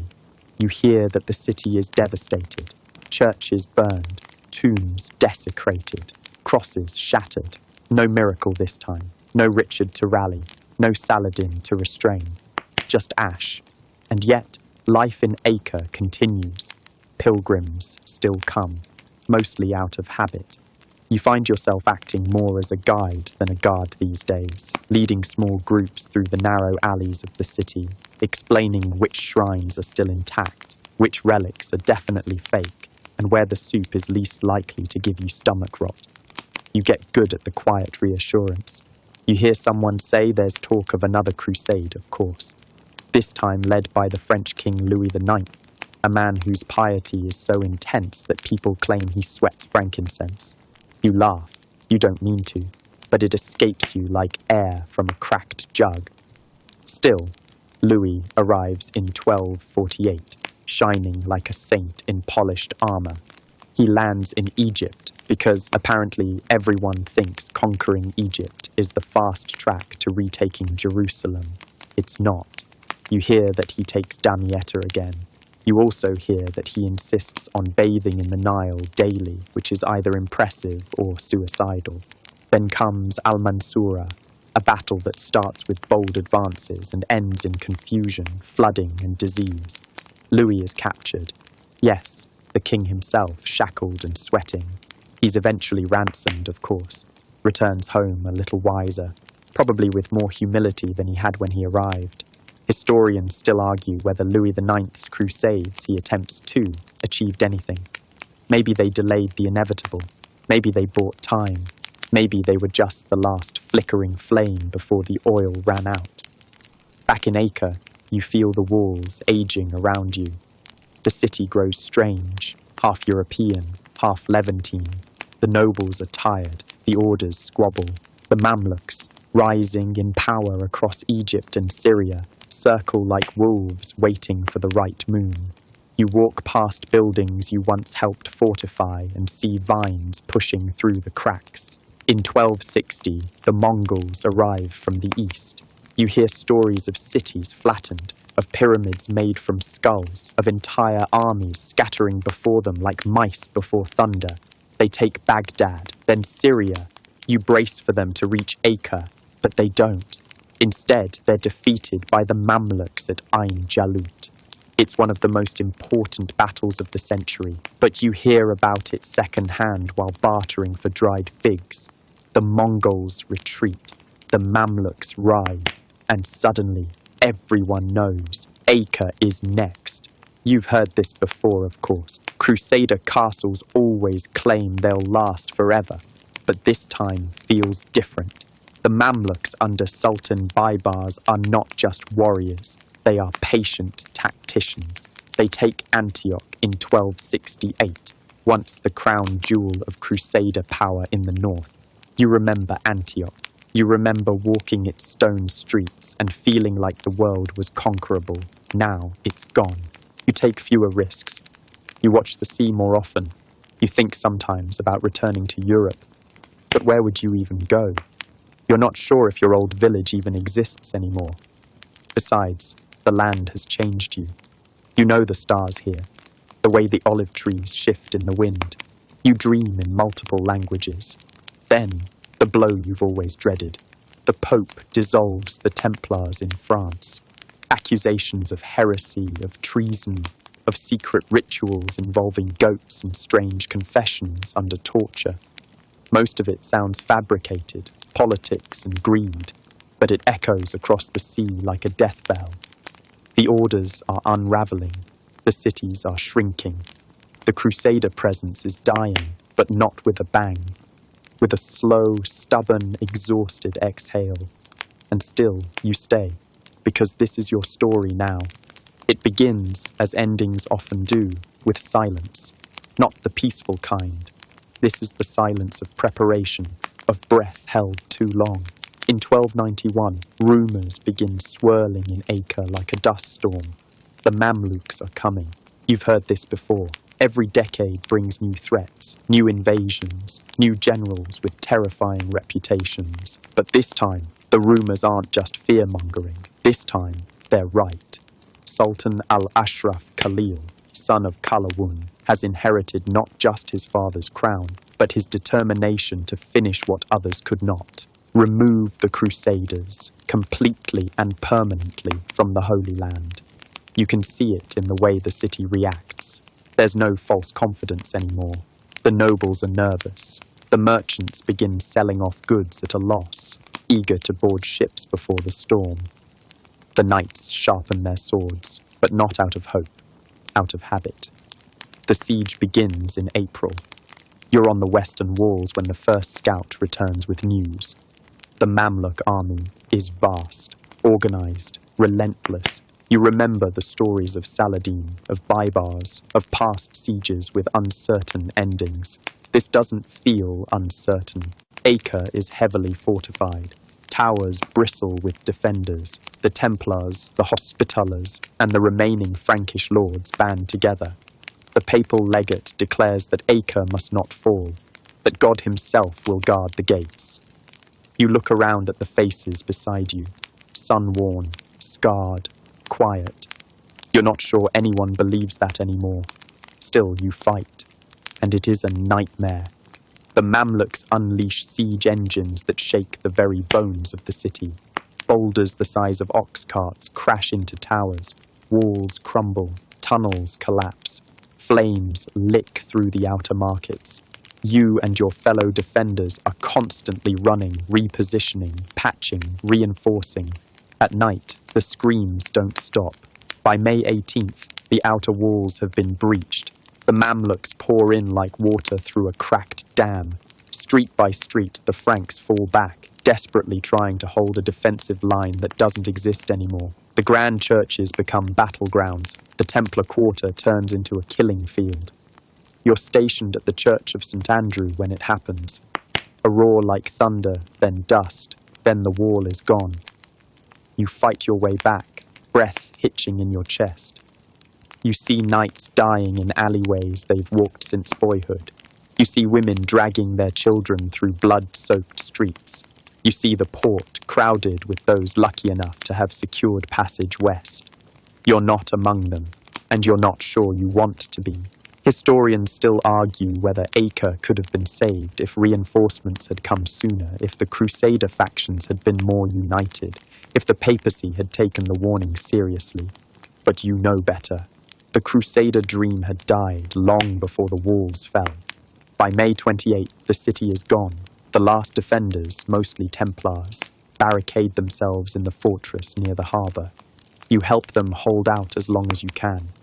You carry water between shattered rooms, sew bandages from torn flags, whisper prayers you're not even sure you believe anymore. And when the Mamluks finally breach the inner keep, you vanish through a broken drainage tunnel, into the sea. You swim like a man possessed, salt in your mouth, burning in your eyes. You cling to the side of a Genoese merchant ship already setting sail, dragging yourself aboard with a strength you didn't know you still had. You look back once. Acre burns. The last Crusader city in the Holy Land has fallen, and with it, 2 centuries of conflict, passion, cruelty, faith, politics, and irony sink into the Mediterranean, like coins tossed into a wishing well long since dried up. You sail west. You find yourself in Cyprus, one of the last Crusader holdings.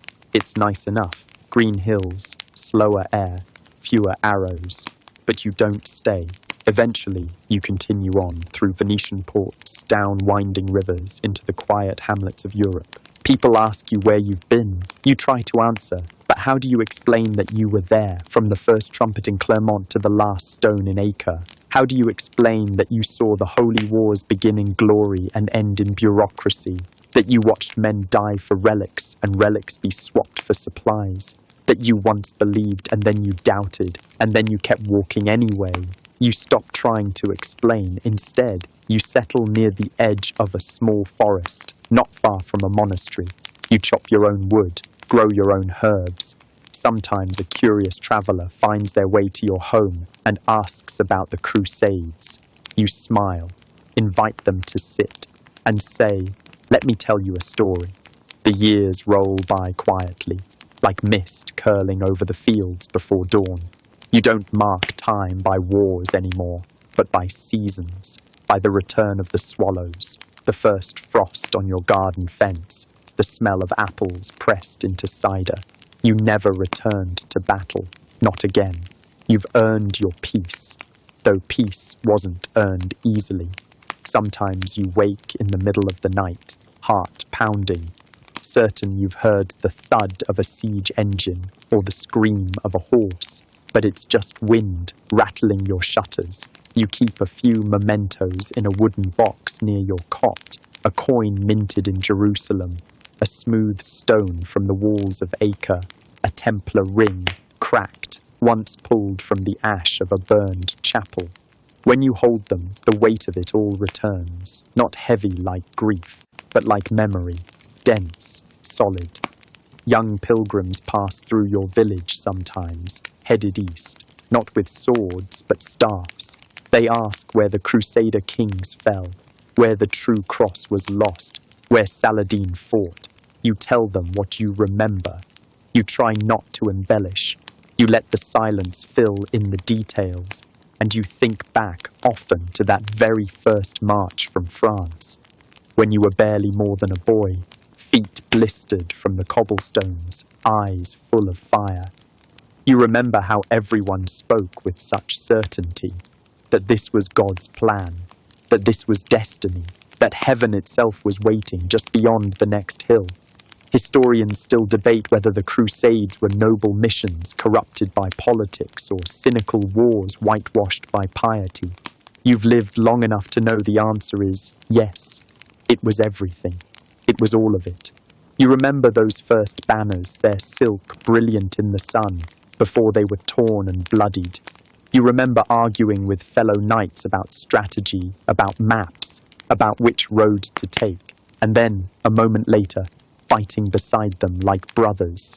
You remember eating from the same bowl as men whose names you never learned.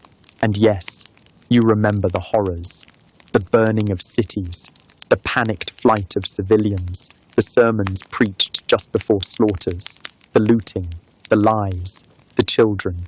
But you also remember the strange, quiet beauty, sunsets over the Levantine hills, the calm inside a mosque at dawn, the old woman in Jerusalem who gave you bread when you were bleeding and alone without asking who you prayed to. These moments haunt you the most because they don't fit in sermons. You still wear your old sword sometimes when you walk into the forest, not because you expect danger, but because some things are harder to put down than others, and you're not the only one left. Others survived, scattered across Europe like ash on the wind. Some became monks. Some wandered until they disappeared into tavern stories. One or two became barons, though they never spoke of Acre again. The holy wars are over, at least in the way you once understood them, but their shadows linger, in borderlines, in books, in bitter prayers muttered under breaths. You hear people speaking of new crusades, but they sound like echoes, too polished, too safe. You smile sometimes when someone tells you the crusades were glorious, that they were clean. You let them believe it. It's easier that way. You tend your garden. You write short notes in a leather-bound journal, though your hands shake a little now. You feed birds. You listen to rain. And every so often, when the air is especially still and the fire is just right, you lean back in your chair, stare into the orange flicker, and whisper, "We marched to Jerusalem once." And the silence answers. So, you thought the Crusades were just about the Holy Land, didn't you? You thought once Acre fell, everyone hung up their swords, took off their chainmail, and went back to ploughing fields or composing suspiciously flattering songs about saints and royal patrons. But no, the crusading spirit, if you can call it that, didn't die. It just got weirder. Because once they were no longer fighting Muslims in the Levant, Europeans realized something. They had a lot of other people to aim all that righteous energy at. First up, the Albigensian Crusade. It kicks off in 1209, right in the heart of southern France. Yes, France. Not exactly desert territory. Picture rolling vineyards, sleepy stone villages, and troubadours debating theology under mulberry trees. The target, the Cathars, a Christian sect deemed heretical by the Catholic Church. Their beliefs were complicated. They thought the material world was evil. They didn't believe in priests, or wealth, or even, gasp, meat. They lived simple, ascetic lives. They didn't care much for Rome. Naturally, this made them an existential threat. Pope Innocent III, who rarely lived up to his name, called a crusade to wipe them out. And when the Crusaders arrived in Béziers, one of their commanders famously said, "Kill them all. God will know his own," which is not exactly the kind of thing you embroider on a pillow. The city was razed. Men, women, children, all slaughtered. You're not there for this one, but you hear the stories from a passing monk while trading boots in a river town. He looks pale, like he's seen too much sunlight through stained glass. You give him bread and try not to picture what he's describing. Historians still argue whether the Cathars were really that dangerous, or if the whole campaign was a convenient excuse to seize wealthy southern lands under the guise of holy war. You've been around long enough to suspect both can be true. Next up on the Crusade bingo card, the Baltic states. The so-called Northern Crusades start creeping into what is now Latvia, Estonia, Lithuania, and parts of Finland. The targets this time? Pagan tribes. The Livonians, Prussians, Samogitians, names that sound like characters from a fantasy novel but are very much real and very much unimpressed by heavily armoured knights showing up in their pine forests. The Teutonic Order, a sort of cousin to the Templars but more into bearskin cloaks and snow forts, takes the lead here. They carve out their own state and build massive fortresses like Malbork Castle, which looks less like a religious institution and more like a building designed to repel angry frost giants. You hear tales from mercenaries returning through Krakow. They say the fighting is brutal, less chivalry, more chopping, fewer prayers, more mud. You imagine snow melting red under pine trees. You imagine a Livonian archer felling a crusader with a stone-tipped arrow and muttering, "Go home." And yet, These campaigns are officially blessed by the Church, indulgences granted, sins forgiven. All the trappings of the original Holy Land Crusades, just colder. Then there's the Reconquista in Spain, a much longer, more gradual crusade that stretches over centuries, involving Christian kingdoms reclaiming territory from Muslim rulers on the Iberian Peninsula. It's not just one war, but a patchwork of sieges, truces, betrayals, and marriages. By the time Granada falls in 1492, it's been over 700 years of back and forth. You weren't alive for the beginning, obviously, but by the end, you're old enough to recognize that this too was crusading, just better dressed and more politically complex. And let's not forget the Children's Crusade. Yes, that actually happened, or maybe happened. Historians still argue about how much of the story is legend and how much is deeply tragic truth. In 1212, it's said that a boy in France, or maybe Germany, received a vision from God telling him to lead a peaceful crusade of children to reclaim Jerusalem. No swords, just pure faith. Tens of thousands of children allegedly followed him. Some say they reached the Mediterranean, expecting the sea to part. Some say they were kidnapped by slavers. Some say it never happened at all. Not like that. You once met a merchant in Marseille who swore he saw a line of barefoot children singing hymns, led by a shepherd's son with eyes like fire. You wanted to believe him. You didn't. And then there were the crusades against fellow Christians. Not heretics this time, just rival factions during power struggles. The papacy declared crusades against rebellious emperors, against cities like Venice, even against Constantinople again.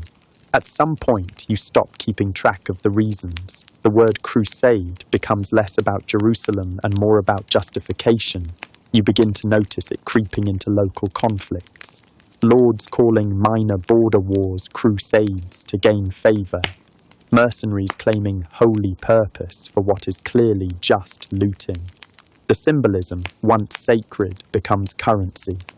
Even Pope Innocent III, a big crusading fan, once tried to call a crusade against the city of Markwald because they didn't pay their taxes. You wish that was a joke. You sit at a roadside inn one day and overhear a man say, "Everything's a crusade now, except what matters." You don't know his name, but you remember his face. You nod silently. The Crusades, as you knew them, were messy, misguided, glorious, and gut-wrenching. These new ones, just messier. The word crusade starts to lose its edge.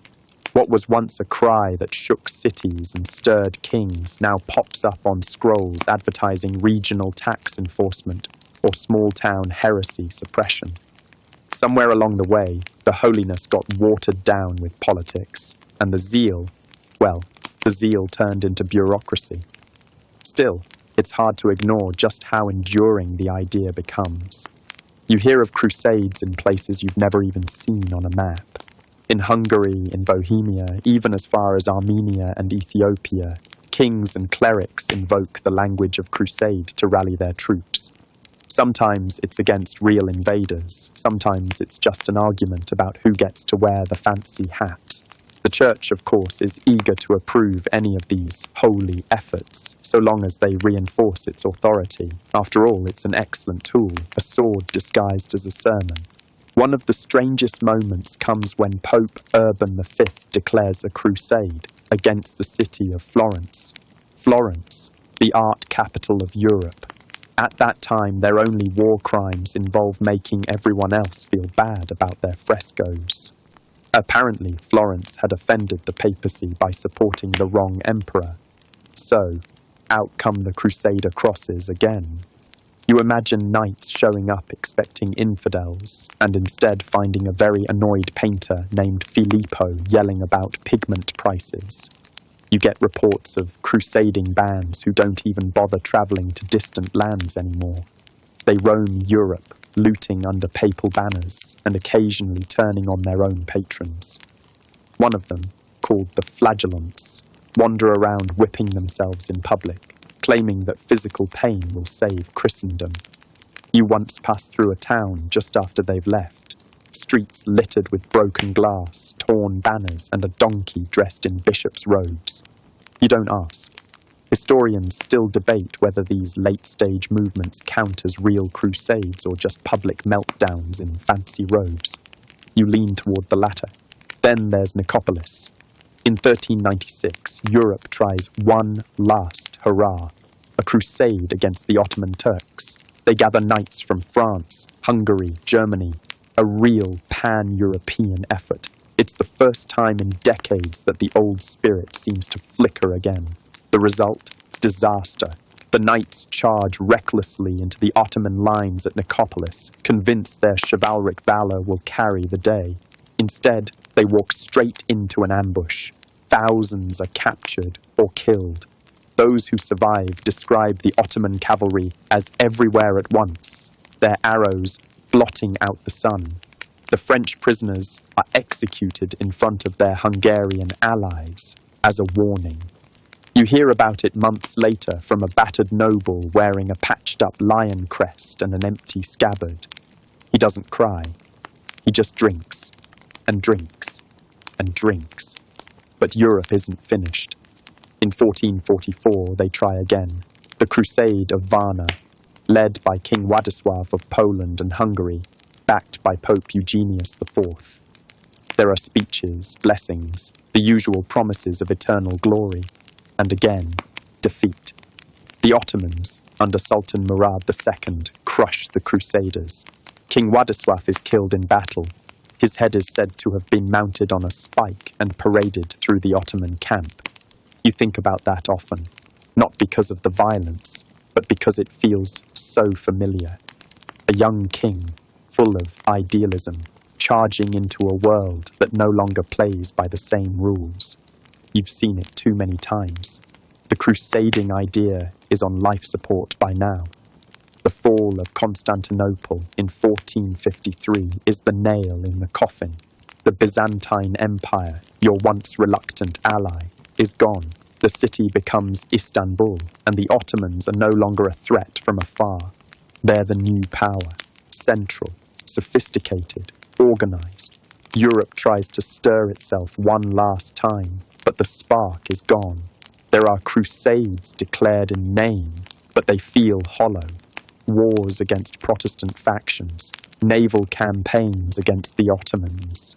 The Battle of Lepanto in 1571 is often called a crusade, but it's really just a high-stakes Mediterranean naval clash that happens to involve some cross-imagery. And as for the Holy Land, no more attempts are made. The great cities of the Crusader states, Jerusalem, Antioch, Tripoli, Acre, remained firmly outside European hands. And yet, somehow the stories don't stop. Back home, you hear tales of the glory days, of brave knights, gallant kings, and miraculous victories. You almost laugh. You know the real story. Hunger, disease, confusion, weather, luck, betrayal, and, occasionally, a cause worth dying for. But rarely. A young monk once asks you why the Crusades failed. You answer without thinking, because we forgot why we started. And perhaps more importantly, because everyone kept redefining the enemy, from Muslims to heretics, pagans to Protestants, emperors, cities, even peasants. The word crusade had become a banner anyone could wave, so long as they said the right prayer first. It became a costume. You walk away from that conversation with a heavy heart, not because it's wrong, but because it's still happening. You settle further into retirement. You stop keeping track of papal bulls. You let the world spin without you. But the word lingers. Every time someone calls for a crusade now, against vice, against rivals, against change, you feel a cold wind behind it. Not holy, not righteous, just old, just tired. By now you've aged into something more folklore than flesh. People call you the old knight, even if you haven't worn a helmet in decades. Children ask if you really fought at Acre. Merchants buy you drinks in exchange for stories. You oblige sometimes. but not often. The world has changed, and you are a little too intact for its liking. Still, you watch from the sidelines as the legacy of the Crusades mutates into myth. Gone are the days of actual marches. Instead, there are pageants, poems, paintings of brave saints slaying infidels who look suspiciously like the artist's in-laws. The holy wars become bedtime stories for kings, softened, sweetened, and, most importantly, useful. You visit a cathedral one spring, long after your walking days should have ended. Inside, there's a fresco of Richard the Lionheart, glowing like an archangel with a broadsword. Behind him, shadowy Saracens scatter like dust. You stare at it for a long time. You want to say, that's not how it happened. You want to say, Richard had fleas and a temper, and the only thing that scattered was our baggage train. But you don't, because you know now, truth and memory aren't the same. The Crusades become symbolic capital in European politics. Rulers invoke them to claim divine favour. Popes use them as precedent for punishing dissent. And poets use them to frame morality tales, where knights always win and villains always speak with an accent. Even plays start referencing them. You attend one in a town square where a troubadour sings about the last defender of Jerusalem, dressed in shining tin. Children clap. You sit in the back and chew your bread slowly, as if it might turn to iron in your mouth. Historians still argue whether this romanticization was necessary to maintain cohesion in post-medieval Christendom, or whether it was just vanity gilded in song. You suspect both, again, but while the narrative turns golden, the relic trade turns weird. You see pieces of the true cross in 4 different cities. One is small enough to fit in a walnut shell, another is so large it could anchor a ship. You see holy blood in sealed vials, some of it suspiciously red for having aged 700 years.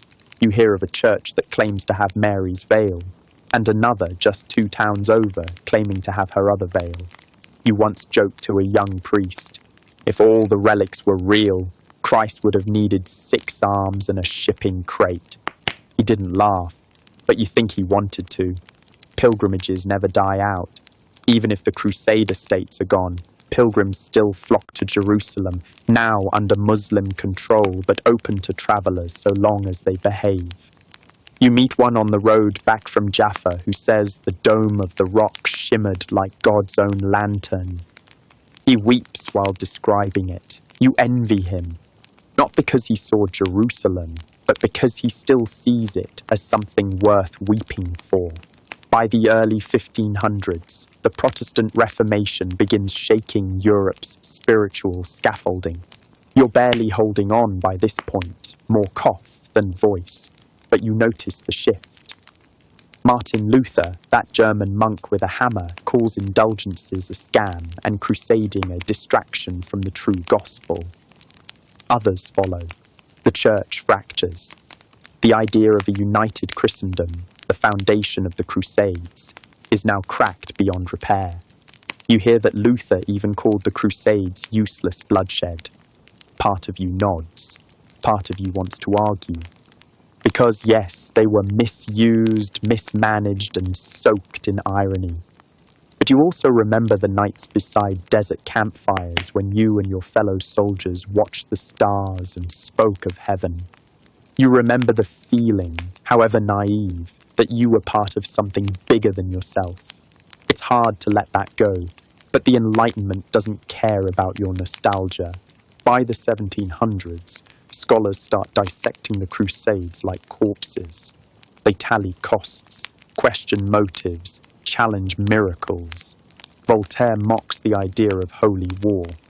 Gibbon, in his epic prose, describes the Crusaders as fierce savages led by superstition. The glow fades.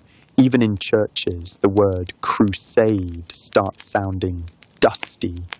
A little embarrassing, like a joke from an older uncle no one invites to parties anymore. And yet, you are not bitter because you've lived the full arc, from fiery sermons and blood-soaked banners to oil paintings and critical essays. You understand now that the Crusades were never one thing. They were not just battles, not just prayers, not just politics. They were a canvas, and everyone, popes, peasants, kings, historians, took a brush. Sometimes they painted glory, more often they painted confusion, but they painted, and you were there. So now, in the final stretch of years, you walk slower, but with strange peace. You are a remnant, yes, but a living one. A relic not locked in glass, but still blinking at the sky. And the world? It keeps spinning, faster than you remember. At some point, you stop counting your age, not because you're ashamed or because memory has faltered, but because it no longer matters. The world has outlived your years, your sword, even your story. You are no longer a knight, nor a pilgrim, nor a chronicler. You're a witness, living and quiet.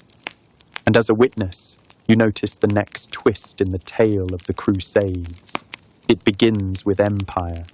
By the 1600s and 1700s, Europe isn't just looking east for spiritual redemption. It's looking everywhere for colonial power. Spices from India, sugar from the Caribbean, gold from the Americas, souls to convert, lands to plant flags upon, and excuses to justify it all.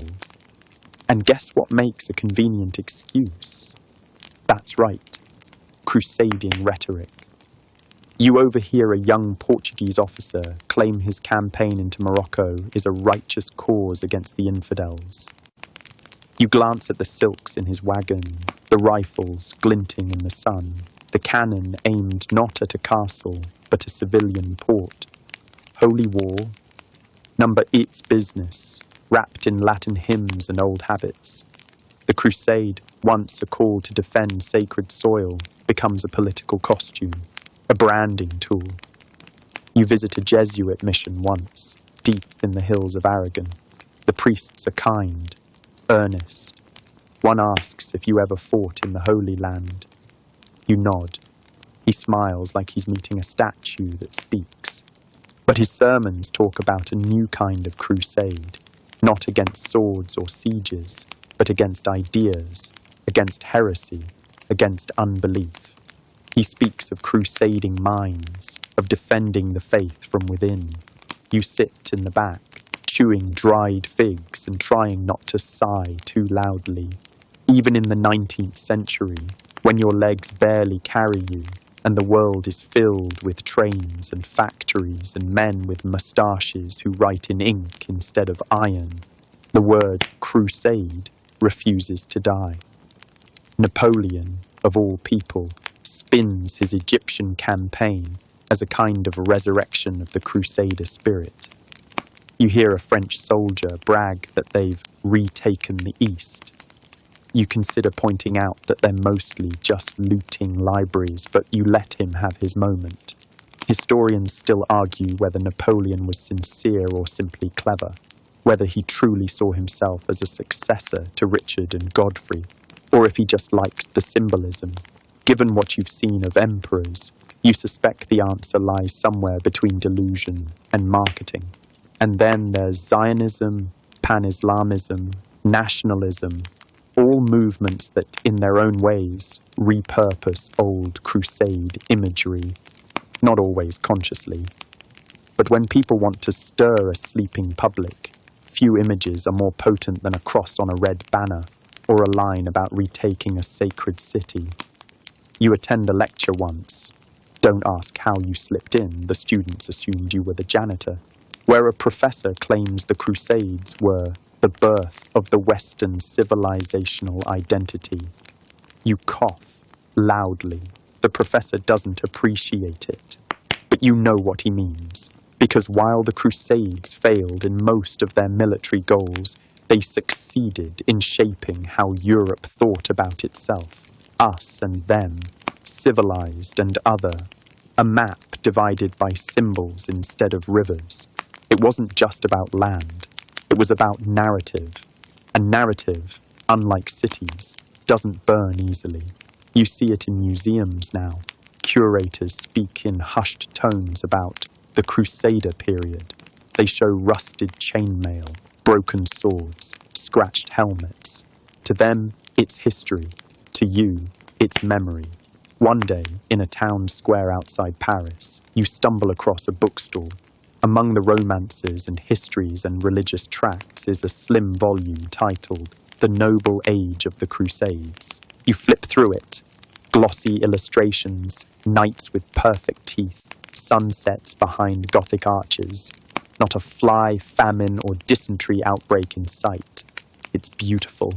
It's false. But you understand the need for myth. People want heroes. They want meaning. They want their ancestors to have fought for something pure, not trade routes or politics, but paradise. And if a few details get airbrushed, well, that's tradition too. The word crusade is still used, now for everything from anti-poverty campaigns to newspaper headlines. You once see an ad for soap calling itself a crusade against grime. You try not to laugh. You fail. The irony would be unbearable if it weren't so familiar. You walk home slowly that day, a little hunched, a little amused, a little tired, because you've realized something. The Crusades didn't end with Acre. They didn't end with Varna, or Lepanto, or even Gibbon's ink. They didn't end. They evolved. They folded themselves into culture, then history, then advertising, and through it all, they remained a mirror, reflecting what each generation wanted them to mean. For some, glory. For others, warning. For you, a memory. Long, complicated, unfinished. Strange, isn't it? After all this time, after swords dulled, kingdoms crumbled, and even your own bones began to forget how to hold your weight, the story of the Crusades still clings to the world like incense in old stone walls. You've lived beyond your time, not through magic or miracle, but through something simpler, curiosity. You wanted to see where the story would go, what the world would make of your youth, your war, your marching. And now, at the end of all things, it never really stopped marching. The holy wars have become a kind of ghost train, with every new passenger repainting the engine. People still invoke the word crusade to mean anything and everything, a war on poverty, a war on drugs, a push to change laws, ideas, behavior, each one louder than the last. And no one really remembers where the train began, but you do. You remember Clermont, where it all started, with a pope on a platform promising absolution in exchange for blood. You remember Antioch, with its bone-dry wells and shadowy miracles. You remember the siege of Jerusalem, where even faith trembled under the weight of what it had asked men to do. You remember the sharp wind at Acre, as the sea darkened with ships and the sky with arrows. And then you remember the silence after.